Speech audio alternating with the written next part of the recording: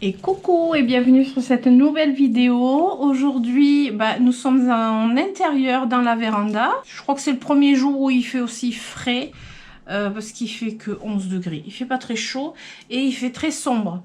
On n'est pas loin de 5 heures de l'après-midi. J'ai dû installer ma lampe pour éclairer, pour filmer parce que sinon on allait se croire dans la nuit. Hein. Donc, voilà, c'est une vidéo, comme on dit, chill, tranquille, posée dans la véranda pour discuter. Pour discuter, notamment, j'avais envie de vous parler d'un sujet qui est plutôt d'actualité en cette période.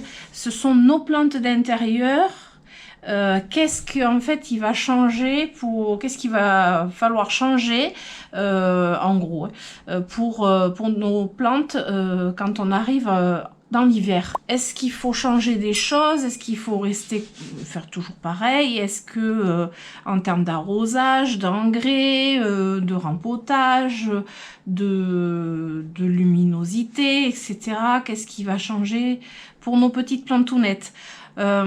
Moi, je pense que, comme vous vous doutez bien, si pour nous, il y a des choses qui changent quand on rentre dans l'hiver, pour nos plantes, on va dire que c'est pareil. Il y a du changement. Et on va essayer de voir un petit peu tout ça en même temps, ensemble, comme ça, tranquillement, en papotant. Voilà, je vous dis pas ce qu'il faut faire, ce qu'il faut pas faire. Moi, je vous donne en fait mon expérience avec les plantes depuis plusieurs années. Ce que j'ai vu qui était bien de faire et ce que j'ai vu qui était pas bien de faire avec nos plantes. À l'approche de l'hiver, à l'entrée de l'hiver. Notamment par exemple quand on allume les chauffages, etc.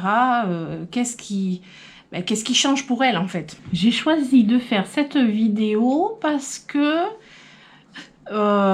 c'est un peu les bases, les fondamentaux de l'entretien des plantes. Mais je me suis aperçue qu'il y avait beaucoup de personnes qui arrivaient régulièrement sur ma chaîne. Et ce type de vidéo, je l'ai déjà fait, mais je l'ai déjà fait il y a au moins un an, voire peut-être plus.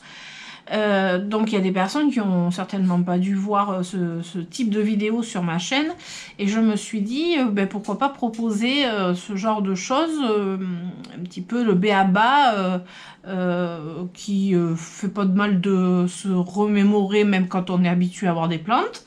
Voilà, un petit peu de base. Voilà, poser les bases pour les plantes, ça fait partie des plantes, ça fait partie du casse-tête que j'ai pu avoir cette entrée d'hiver là, l'installation et tout. En fait, c'est ça quoi, c'est voilà des explications un petit peu pour aider un petit peu à installer ces plantes parce que parfois il y a des personnes qui ont beaucoup de plantes que depuis cette année. Je pense que ça peut vous plaire. Voilà, je pense que ça peut être intéressant et que ça peut vous plaire. J'ai rien préparé. Je suis pas du tout organisée. Je n'ai absolument rien préparé. Je n'ai pas noté. Je n'ai pas. D'habitude, j'ai un petit cahier où je note des trucs et tout. Mais là, rien du tout. J'ai pas eu le temps de toute façon. J'ai toujours des rendez-vous. J'ai toujours. Là, j'ai fait les courses juste avant de m'installer. Donc, rangement de courses, etc. Enfin bon. Pas de préparation et finalement c'est hyper spontané. Je vais juste essayer de ne pas oublier des choses. Alors, nos plantes d'intérieur, à la base, ce sont, vous savez, hein, ce sont pas des plantes d'intérieur. Il n'y a aucune plante qui sont des plantes d'intérieur. Finalement, c'est juste qu'on a acclimaté des plantes tropicales la plupart du temps à nos intérieurs parce qu'elles ne supportent pas l'hiver que l'on a, plus ou moins rigoureux, plus ou moins vigoureux, oh là là, suivant si on est au sud, à l'est, à l'ouest, au nord, etc. Donc nos plantes, on va dire dites d'intérieur ici, comme par exemple les pothos, les philodendrons, le monstera, les oyas, les fougères, qu'est-ce que j'ai? Après, j'ai plus énormément de variétés de plantes différentes. Les peperomias, voilà. Il y a plein de plantes comme ça que on dit plantes d'intérieur, mais à la base, ce ne sont pas des plantes d'intérieur. Vu que ce sont des plantes tropicales pour la plupart, elles sont habituées à des régions chaudes. Ça peut être Amérique du Sud, ça peut être Asie, ça peut être Afrique, ça peut être plein d'endroits. Et du coup, pour nous pouvoir les garder, on les met en intérieur pour qu'elles passent l'hiver. Donc, ce qu'il y a, c'est que beaucoup, pas tout le monde, mais certaines personnes, mettent ces plantes d'intérieur, entre guillemets, en extérieur l'été, au printemps-été, pour qu'elles profitent de la belle saison, ce que moi j'ai fait avec certains Hoya, avec des philodendrons, j'ai un pothos, qu'est-ce que j'ai eu, différentes plantes qui sont allées en extérieur, qui ont bien apprécié le soleil, plus ou moins direct, parce qu'il y a quand même de l'ombre, les pluies, du coup, elles prennent le vent, etc. Enfin, voilà, les intempéries tout à fait normales. Et donc, pour les personnes comme moi, qui ont mis leurs plantes en extérieur, il a fallu les rentrer. Alors ça, c'est la première chose. Souvent, les plantes, j'ai remarqué, quand on les passe de l'extérieur vers l'intérieur, bah, dit-on, elles font la tête quand même. Hein. Elles sont pas toujours très bien, elles font comprendre que c'est pas là où elles aiment être. Elles vous disent très clairement, je préférais en extérieur, je préférais avec cette luminosité, je préférais voir la pluie, je préférais, ben oui, oui, oui.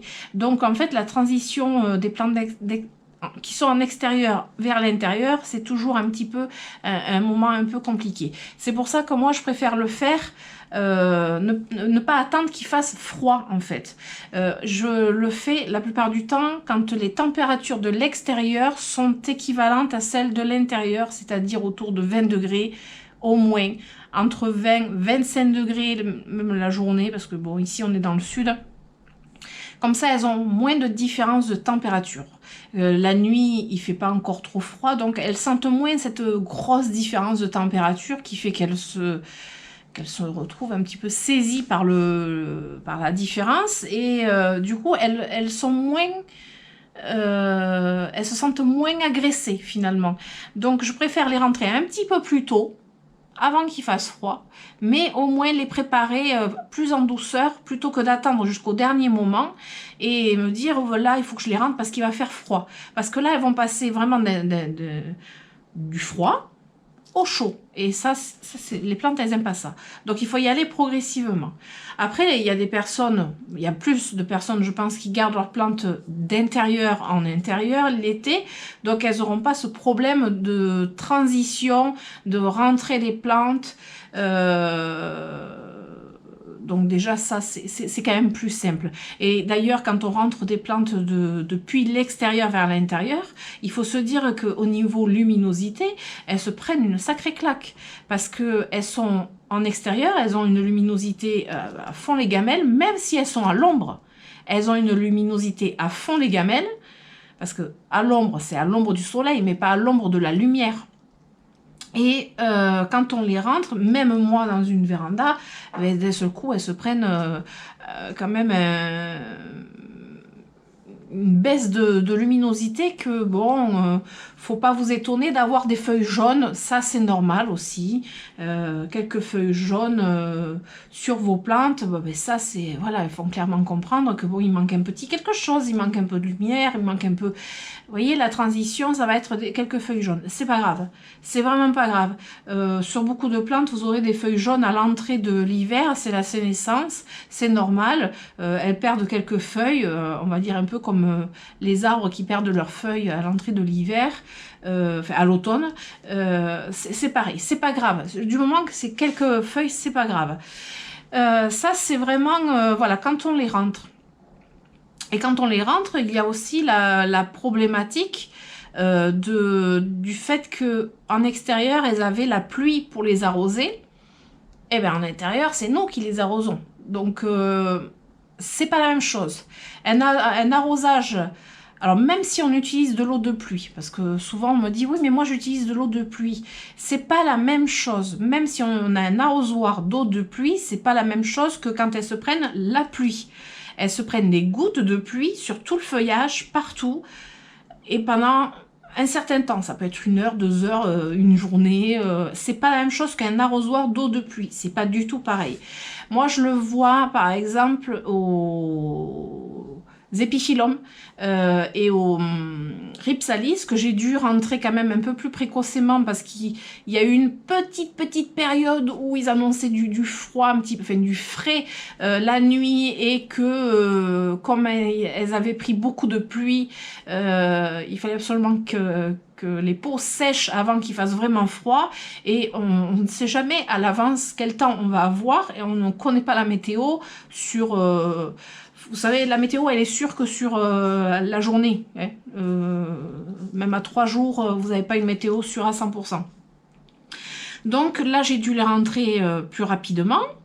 Mais en fait, après, il a fait chaud. Enfin, oui, il a fait chaud jusqu'à maintenant. On avait plus de 20 degrés, même sans soleil, il y avait au moins 20 degrés, voire 25 degrés par moment. Et du coup, dans la serre, il faisait chaud. Et bien là, il a fallu les arroser au tuyau. Et bien là, une fois de plus, on voit très bien que c'est pas pareil, même si on les arrosait comme la pluie, avec de l'eau du puits. Ben c'est pas la même chose que la pluie en elle-même, c'est pas pareil, on le voit, c'est différent. Donc c'est vrai qu'en extérieur, elles ont beaucoup de choses qu'elles n'ont plus en intérieur, et elles peuvent faire la tête, mais ça sera normal. Après, une fois qu'on est en intérieur, donc pour les personnes qui gardent leurs plantes en intérieur, vous les avez en intérieur, il n'y a pas de souci. Pour les personnes qui rentrent juste leurs plantes, ben là ça va être une autre partie de plaisir, c'est trouver le bon emplacement avec suffisamment de luminosité, mais en se disant qu'en plein hiver, il n'y aura pas beaucoup de luminosité. Alors ça, c'est toujours la problématique. Ça l'est aussi pour moi. Je suis toujours en train de chercher où accrocher mes plantes pour me dire, bon là, bon, pour l'instant, quand je les ai rentrées, il faisait encore beau, donc la lumière, la luminosité était bonne. Mais là, ben, là par exemple aujourd'hui, 5 heures de l'après-midi, il fait sombre, il fait très sombre. Alors là, vous voyez pas qu'il fait sombre. Enfin, je pense que même si à travers la vitre, là, vous voyez qu'il fait sombre. Voilà, j'ai toutes les lumières horticoles allumées, j'ai la lampe pour m'éclairer pour ma vidéo. Donc on dirait qu'il fait, qu'il fait soleil dans la véranda, mais ce qui n'est pas du tout le cas. Si j'éteins tout, il fait noir. Donc trouver une place à la lumière. Alors souvent c'est devant les fenêtres, mais le problème c'est que mettre les plantes devant les fenêtres c'est bien beau, mais ça nous cache la vue, ce qui est le cas pour moi. Là il y a certains endroits où j'ai libéré pour avoir quand même vue sur l'extérieur, parce que c'est un peu frustrant de ne pas avoir la vue sur l'extérieur, mais voilà, pour avoir le plus de lumière c'est devant les baies vitrées. Et après le secours le secours que l'on peut avoir pour la lumière, la luminosité pour nos plantes, ça va être des lampes horticoles. Je vous en ai déjà parlé. Je vous en reparlerai très prochainement dans une autre vidéo, parce que j'ai reçu une nouvelle lampe horticole que je voudrais vous montrer et vous parler. Mais là, je ne vais pas le faire dans cette vidéo là. Donc la lampe horticole, c'est vraiment un soutien à la lumière naturelle. C'est-à-dire que moi, ma véranda, en plein jour, bon, quand il fait très sombre, c'est pas terrible, mais en plein jour, j'ai de la lumière dans la véranda, j'ai une lumière. Pour nos yeux d'humains, on voit, il y a de la lumière. Pour les plantes, c'est la pénombre, voire la nuit, quoi. C'est toutes les plantes qui sont sur ce côté-là, elles sont dans le noir complet, puisque le soleil, en été, il va jusqu'au mur. Mais ça, c'est quand c'est en été. Mais sinon, il ne va pas jusqu'au mur là des potos, et elles sont dans le noir, quoi, en fait, mes plantes. Donc moi, je viens soutenir pour ce problème de luminosité par des lampes horticoles, ce qui est très bien. il faut faire le bon choix de lampe horticole. Il faut regarder, se renseigner. Des lampes horticoles à large spectre, ça c'est la base pour des lampes horticoles efficaces, qu'elles aient tous les spectres en fait nécessaires pour les plantes. Et après, voir au niveau de la consommation. Donc évidemment, des lampes horticoles à LED, c'est quand même mieux. Et puis après, à quel endroit on veut mettre ces lampes horticoles, pour quelles raisons, pour quelles plantes, si c'est pour 2-3 plantes, si c'est pour beaucoup de plantes, ce qui est mon cas. Moi, ça gère, là j'ai... Elle est allumée celle-là aussi? Je crois qu'elle n'est pas allumée. Je crois que là, j'ai que 2 lampes allumées, 3 là. En tout, j'ai 4 lampes horticoles qui s'allument. Mais là, je crois que j'en ai oublié d'en allumer une. C'est pas bien grave. Elles ont quand même assez de lumière. Mais voilà, il faut se poser la bonne question. Où est-ce qu'on veut poser cette lampe horticole? Si c'est sur une plantagère, si c'est comme nous, au plafond, pour éclairer vraiment tout ce qui est en dessous. Si c'est pour un petit espace ou un grand espace, comment l'accrocher, voilà, il faut imaginer un petit peu tout ça. Parce que le problème, c'est que quand vous avez des plantes, alors moi je parle surtout pour les personnes qui ont beaucoup de plantes, évidemment quand on a 10 plantes, on arrive à gérer les 10 plantes près des fenêtres, on arrive à les disposer pas trop loin de la source de lumière et tout ça. Les lampes horticoles, bon, pour 10 plantes, on n'en a pas besoin en principe. Moi, j'ai commencé à avoir des lampes horticoles quand vraiment j'en ai eu beaucoup et que j'ai voulu les mettre surtout de ce côté parce que là, ça commençait à être blindé.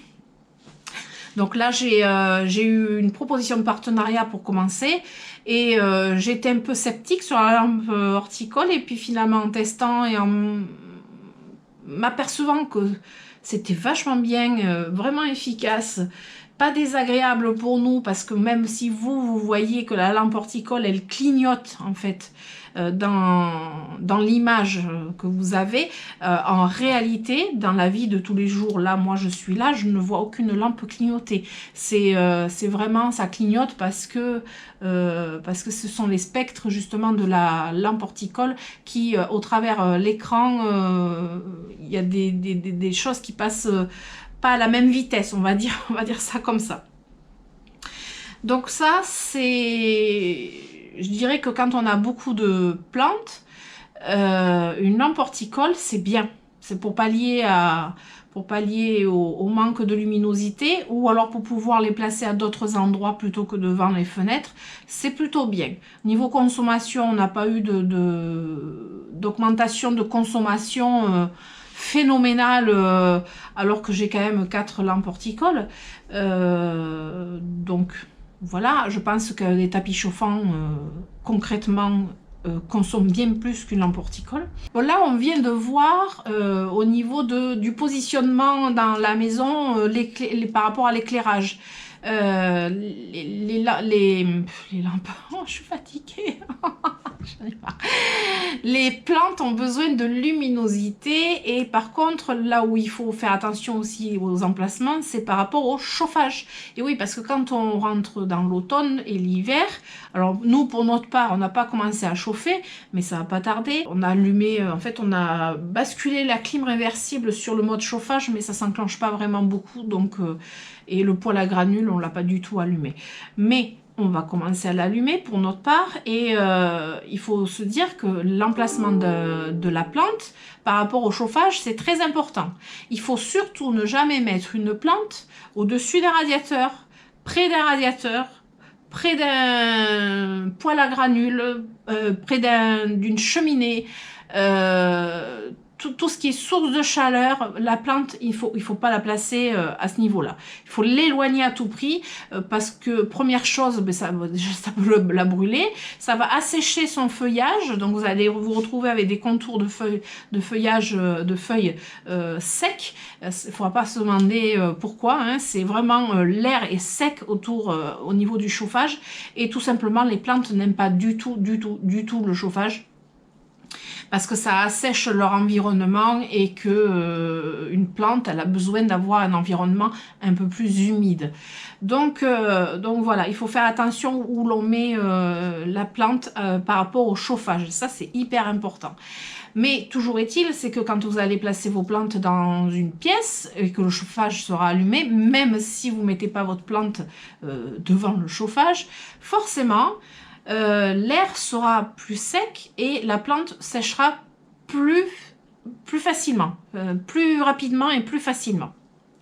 Donc là, on va se dire, ben tiens, si ça sèche plus rapidement, il va falloir arroser davantage. Et non, pas forcément. Parce qu'il faut se dire que l'hiver, la plante, enfin beaucoup de plantes, là aussi je vais rentrer dans un petit détail après, mais en principe l'hiver, les plantes rentrent en dormance. Je dis en principe parce que les plantes qui sont en intérieur, certaines, ce sont des petites coquines qui se disent avec le chauffage allumé, donc il fait bon, et la lampe horticole, donc il fait soleil, pourquoi j'irai au dodo? Je continue à pousser. Donc voilà, parfois les plantes rentrent en dormance, mais pas toutes, donc il faut observer. Si votre plante ne pousse plus ou pas beaucoup, c'est qu'elle est un petit peu en dormance, et du coup il faut moins arroser parce qu'elle va moins boire. Et si vous arrosez trop et que ça met trop de temps à sécher, les racines peuvent pourrir. Donc ça c'est très important, il faut vraiment bien calculer entre... Est-ce qu'elle est en repos végétatif? Est-ce qu'il fait chaud? Est-ce qu'il fait froid? Et tout ça, c'est de l'observation. S'il fait froid et qu'elle est en repos végétatif, elle va pas boire, vous risquez de la noyer, par exemple.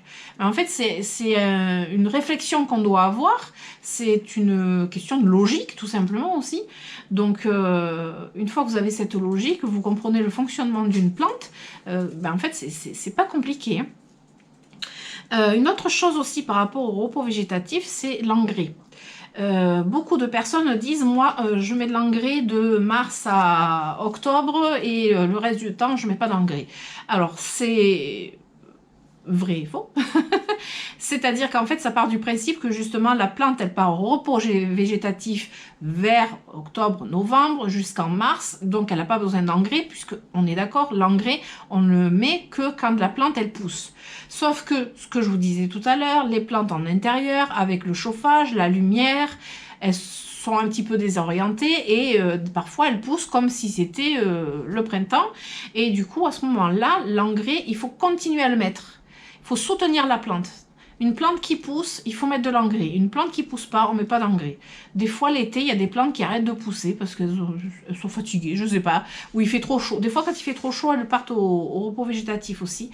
On met pas d'engrais. On met de l'engrais seulement si la plante, elle pousse. Sinon, ça sert strictement à rien. Mais vraiment strictement à rien. Donc voilà. On nourrit et on fait boire sa plante quand elle est réveillée et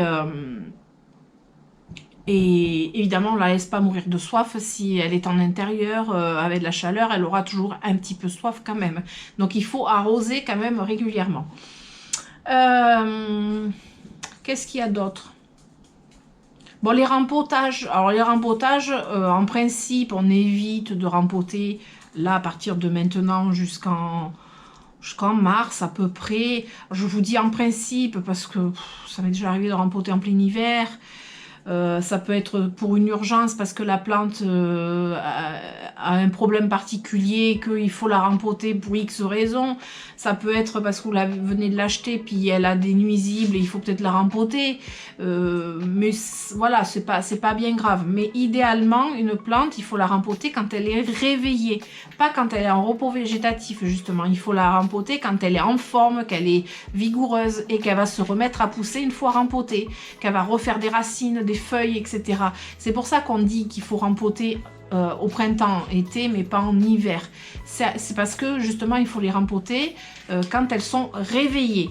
C'est comme si, je sais pas, vous êtes en train de dormir et puis on vous dit d'aller dans une pièce, mais vous dormez quoi. Donc il faudrait vous porter, vous amener dans la pièce. Vous n'allez pas être bien quoi en fait. Alors que si vous êtes réveillé, on vous dit change de pièce, va par là, vous y allez tranquillement, normalement. c'est la même chose. C'est tout simplement ça. Donc voilà, je pense que j'ai fait le tour. Les arrosages, l'engrais, le substrat, il n'y a rien d'extraordinaire parce que c'est, il n'y a pas de rempotage spécial à faire sauf urgence. Les nuisibles, je dirais qu'à l'automne et au printemps, les nuisibles, c'est là où ça pullule un peu plus, hein. C'est comme les puces chez les chiens, les tiques, etc. C'est printemps, automne. En hiver, ben, forcément, il y en a toujours, hein, des nuisibles, mais bon, après, il faut s'y tenir à traiter, à nettoyer. J'ai envie de dire que voilà, s'il n'y a pas grand chose à faire pour les nuisibles, je le dis parce que avec la cochenille, ben, je vis avec, quoi. Voilà, quoi. Il n'y a rien de spécial en hiver pour les cochenilles, si ce n'est que quand on nettoie nos plantes, c'est vrai que c'est mieux quand on peut aller à l'extérieur pour les nettoyer, c'est quand même plus pratique. Mais c'est tout, c'est la seule différence. Voilà, je pense que j'ai fait le tour.